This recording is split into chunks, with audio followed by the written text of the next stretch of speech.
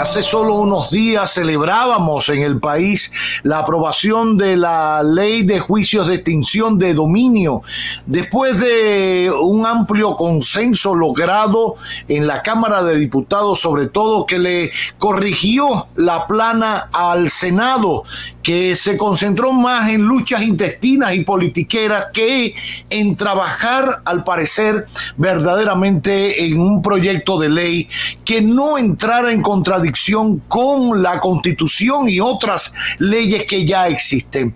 Corregido todo, parecía que ya teníamos la ley soñada, la necesaria, la imprescindible. El propio presidente de la República la promulgó. Sin embargo, todavía se escuchan voces alertando de problemas que persisten en esta ley que pudieran hacerla inviable, que pudieran generar conflictos incluso desde el punto de vista constitucional. Para hablar un poquito sobre este tema, para dar luz sobre esta ley que queremos todos, que respaldamos todos, pero una ley bien hecha, me place muchísimo recibir nueva vez en su casa de siempre al doctor Eduardo Tavares, el abogado, para hablar un poco de esta ley de juicio de extinción de dominio. Gracias, doctor. Muy buenas tardes. Gracias, don Roberto, por invitarme nuevamente a su programa, a mi casa. Aquí estoy para responder todas las inquietudes que sean sobre la ley. Ya, hablemos un poquito. ¿Persisten en esta ley de extinción de dominio algún problema, algo que esté reñido con la Constitución después de tanto debate, después de tanta revisión? En su opinión, ¿dónde pudieran estribar los problemas con esta ley que ya existe? Sí, mire, definitivamente la ley tiene una finalidad buena. Y todos los dominicanos, como usted bien ha dicho, hemos cooperado para que sea votada, para que sea realmente promulgada como ya sí fue hecha. Ahora bien, existen algunos problemas estructurales para que cuando se llegue a poner en vigencia, la cual va a entrar 12 meses después de su publicación, quiere decir que no va a ser por ahora, sino dentro de 12 meses, y hay que advertir desde ahora que esta ley es demasiado ambiciosa en el sentido de que rompe con todo el ordenamiento jurídico nacional, en el entendido de que la única ley o el único tribunal que va a tener una fe pública de la veracidad y de la legalidad de las transacciones comerciales va a ser esta ley. Es decir, que ningún otro órgano, procedimiento, institución pública, juez va a tener la legalidad de las transacciones que se realicen en el país hasta que no sea juzgada por la ley de extinción de dominio. Me explico, o explico. La ley 108-05 que crea el registro inmobiliario, o sea, todo lo que tiene que ver con los derechos reales aquí en la República Dominicana. Los derechos reales son los derechos que versan sobre las cosas, sobre todo sobre los derechos reales inmobiliarios, es decir, sobre todos los terrenos solares que hay en República Dominicana. Entonces, esta ley, la 108-5, en su artículo 1, establece de manera clara que el objeto de la misma es garantizar, oye esto, Roberto, sí, garantizar la legalidad de su mutación o afectación con la intervención del Estado a través de los órganos competentes de la jurisdicción inmobiliaria. Es decir, que una vez se haga un traspaso de un inmueble de un titular a otro, esa ley establece que sus funcionarios van a garantizar la legalidad de esa mutación, o sea, de esa transacción, de ese cambio de titular. Pero ahora la ley de extinción de dominio te dice que no, que aunque usted tenga un título, a su nombre, usted haya pagado sus impuestos, usted haya pagado con transferencia o cheque, conforme lo establece la ley de lavado actualmente, y con todos los requisitos que establecen las demás leyes, es decir, con un notario, o sea, con todas las legalidades. Dice la ley de extinción de dominio que no, que la única que va a determinar si una transacción comercial fue o proviene de hechos ilícitos es que haya sido juzgado por ese tribunal de extinción de dominio. Entonces, esto es grave, lo hemos venido diciendo, porque grave, ¿por qué? Porque afecta el derecho a propiedad, afecta un derecho ya adquirido que usted tiene. Exactamente, toda la estructura legal del país la afecta, y que si se está diciendo y dice y lo establece la ley que la única que va a decir, vamos a decirlo de manera llana, a decir que si esa transacción que usted hizo, que usted compró un carro, una jipeta, un vehículo, usted compró un Honda, un Toyota, cualquier tipo de vehículo, y pagó los impuestos, la DGI lo verificó todo, la ley de extinción de dominio puede decir no, esos fondos vinieron con fondos ilícitos, y no importa que se haya verificado todo, nosotros te vamos a quitar, vamos a apropiarnos de ese bien, y lo va a asumir ahora el Estado como propiedad de él. Es decir, que toda esa estructura que existe actualmente, la única que va a tener la voz que finalmente va a decir si una transacción comercial es legal o no, es el Tribunal de Extinción de Dominio.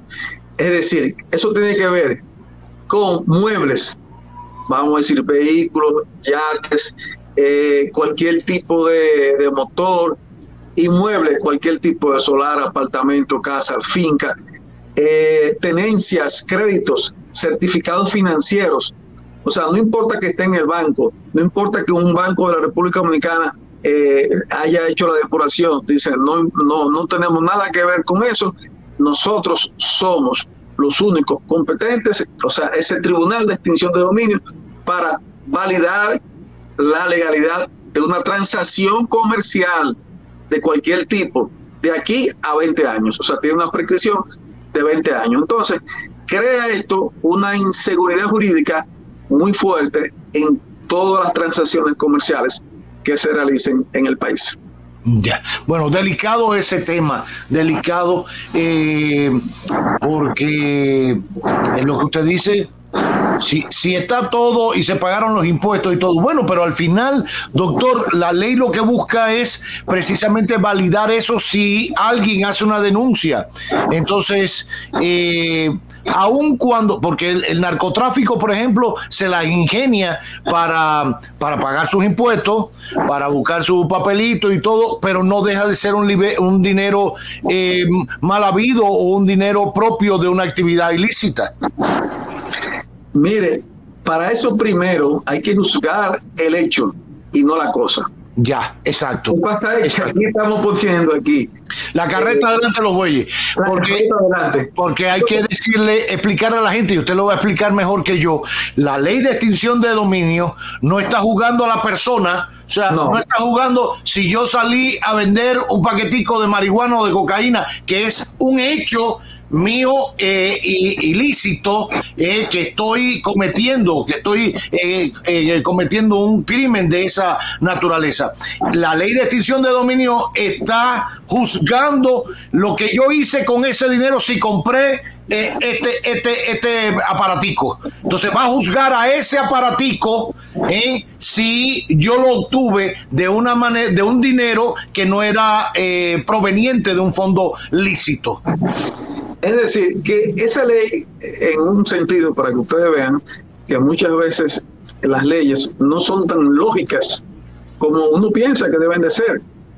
En definitiva, las leyes son más un producto político de los congresistas, de los legisladores del momento, a fin de perseguir algún fin. ¿Por qué? Porque, como ya usted bien ha establecido y como la ley lo señala, aquí se va a juzgar la consecuencia, pero entonces vamos a juzgar quién motorizó esa consecuencia, primero, para determinar si esa consecuencia es producto o no de un hecho o un acto ilícito. Es decir, va a haber un choque aquí en la República Dominicana. Uno no, muchísimos choques van a haber aquí cuando, para poner el ejemplo más sencillo, porque aquí hay 27 tipos de delitos por los cuales esta ley y el Ministerio Público podrá perseguir bienes. Es decir, si a una persona se acusa de lavado de dinero, ¿ok? Y esa persona es descargada en el Tribunal Penal. Primera instancia, el Tribunal Colegiado dice, no, usted no es un lavador, se le acusó, usted no es ningún lavador. Y luego se está conociendo en la Corte, pero ahí le abren un proceso de extinción de dominio y le dicen a usted, el juez de primera instancia, dice, sí, ese dinero es producto del lavado. Ah, porque entonces hay un choque frontal, porque el juez penal que tipifica, que juzga la responsabilidad penal de ese actor, del dueño de esa cosa, el que hizo que esa cosa se trasladara, porque las cosas no son entes que se movilizan, son entes inertes. O sea, nadie que no movilice algo no se puede movilizar. Claro. Entonces, ¿cómo usted va a juzgar una cosa si la cosa no tiene en sí movilidad, no comete un delito la cosa? O sea, quien comete el delito es el dueño de la cosa o el que tiene el dominio de la cosa, pero no la cosa. Claro. No sé si estoy como un poco filosófico, pero realmente esto es filosofía. ¿Sí? Es filosofía del derecho, porque hay que entender qué es una cosa. Las cosas no tienen almas. Es decir, ya lo estableció hace tiempo, muchísimo tiempo, Aristóteles. Entonces, las cosas no tienen alma. Y hay que juzgar primero. Eso es parte de uno de mis postulados. Juzgar primero, o por lo menos, si ya se abrió un proceso penal en contra de ese mismo sujeto, que usted está diciendo que las cosas, propiedad de ese sujeto, están en cuestión de ley de extinción de dominio, pero hay un proceso penal abierto. Vamos a esperar este proceso penal y luego entonces esto tenga validez. Ah, no. La ley dice que una vez iniciado no lo para nadie. Que una vez iniciado este proceso no lo para nadie. Entonces, es bueno porque persigue... mire, el presidente de la República, nuestro presidente, el señor Luis Abinader, ha dicho una parte de la ley. Él dice, vamos a combatir el dinero que se han robado. Bueno, el dinero que se han robado, a él le corresponde decir eso por parte del Estado o en contra del Estado o en perjuicio del Estado. Pero aquí solamente dentro de esos 27 delitos que hay, uno engloba los que van en contra del Estado. Luego la mayoría son delitos comunes y no así exactamente en contra del Estado. Es decir que nosotros, ustedes conocen mi ejercicio, no somos abogados principalmente de personas que la han estado persiguiendo por narcotráfico, lavado, y mucho menos de eso, pero sí somos estudiosos y conocemos la nomenclatura, la deontología, la teleología y la epistemología de las leyes. O sea, hay que ver cuál es el sentido de una ley. Entonces, si no se tiene ese sentido de la ley y con qué va a chocar transversalmente, entonces al final va a ser inaplicable. Muchos de ellos, de los legisladores, prácticamente dijeron, vamos a cumplir un poco con los requerimientos de nuestra, vamos a decir, querida embajada americana, pero cumplen y en un año ya veremos si hay que modificar, porque como tiene una vacación legislativa de un año, o sea, 12 meses, de aquí a allá hasta pudiéramos modificar nuevamente la ley, pero ya tenemos una ley.